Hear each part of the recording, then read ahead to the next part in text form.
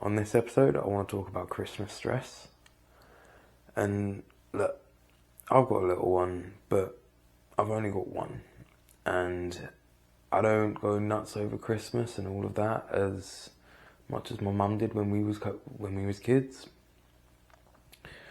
But there are so many people that have multiple kids, or even if they have one kid, but they're just barely getting by as is, that Christmas becomes the most stressful of times. And all my life there's been this idea of Christmas and loads of presents and a full Christmas tree. And I've experienced the stress myself. Like I say, it's only me and my daughter.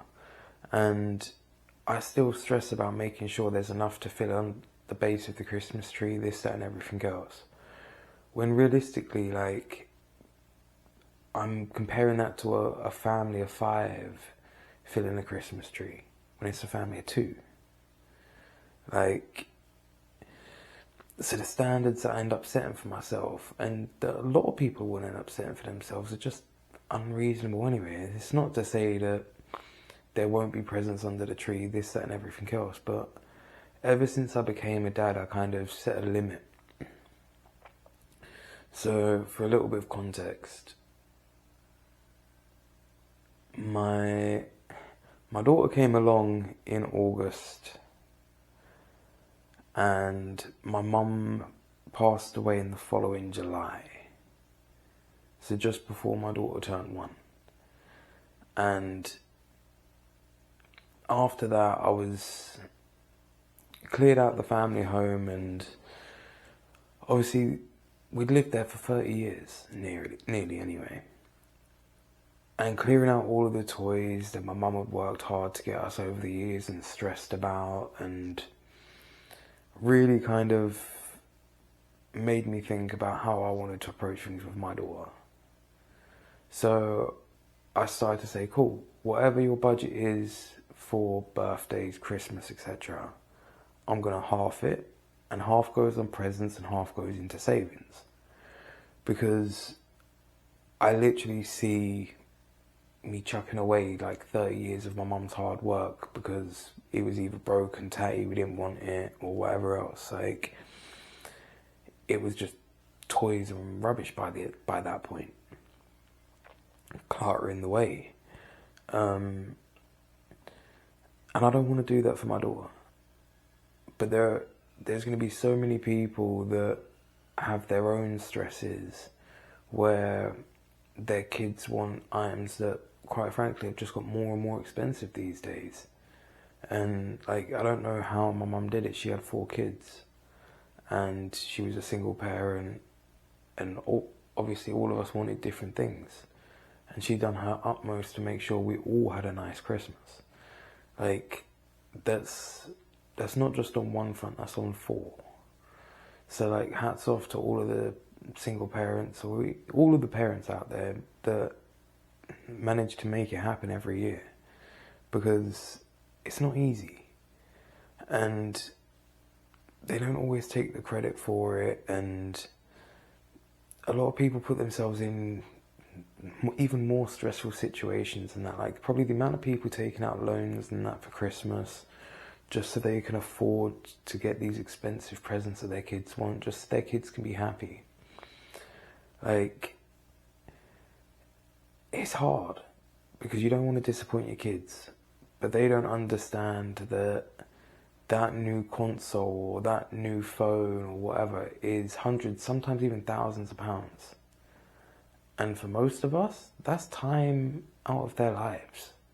That's an extra couple of shifts at work, an extra week at work, or an extra month of overtime.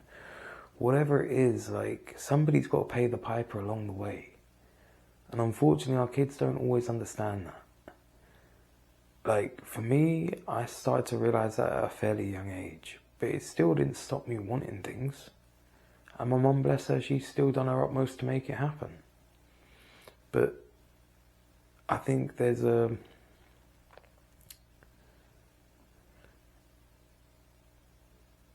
something to leaving a situation better than you found it.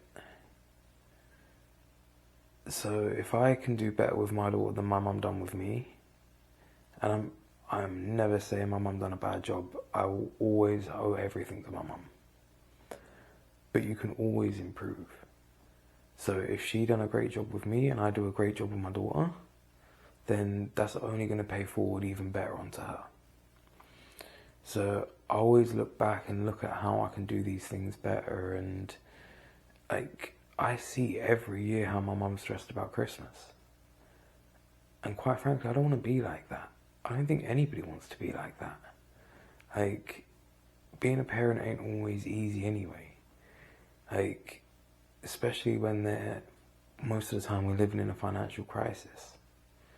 Like, for most people, it is a case of working extra in order to buy Christmas presents and everything else. It's not just a case of, yeah, cool, have whatever you want. And it tends to be those parents that go the most underappreciated. So if you're a kid that happens to see this, like, give your mum and dad a shout, man, or give your parents a shout. Like, they put in the effort, so just show a little bit of love. It's not an easy time, and if you're alone at Christmas, understand that that may not always be the case. That life is always changing. And although you may have spent this Christmas, you may have spent previous Christmases alone, that doesn't need to say that your future Christmases will be alone, or this Christmas will be alone. You never know what the future brings unless you're willing to live it. So do everything you can and give life your all, because it's down to you to make your life the best it can be. Christmas will pass and the world will keep moving. It will come again and there'll be more stresses next year. So if we can learn to deal with it better, if we can improve our approach and not get so consumed with the materialistic side of things and the consumerism, but more the sentiment of coming together and appreciating one another. And like, I don't know whether it's just me being overly nostalgic in the moment, but I would almost appreciate something somebody made for me and actually spent their time on, opposed to something that was brought for me that a million other people have. Like, to me, if we could go back to a time where we appreciate those little things again, maybe things would be a bit different. It's the small changes after all.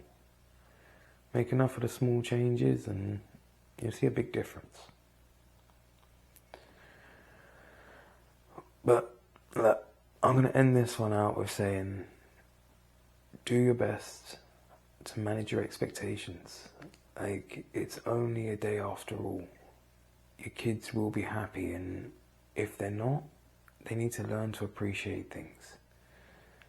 Like, there's so many people that expect a lot in life, and it starts at a young age. So if your kids are making unreasonable demands, like, sometimes you got to disappoint them. Sometimes they ain't got to get that toy they wished for. Like, how many little girls probably wished for a pony and there was never one under the tree? They still went on to grow up and do things in the world. Like, they're not going to be destroyed by a little bit of disappointment. So don't be so hard on yourself. The seed for this episode is going to be that. Understand that what you do is enough. The effort that you make is enough. You're trying hard. Like, give yourself a break. All the best. I'll catch you on the next one.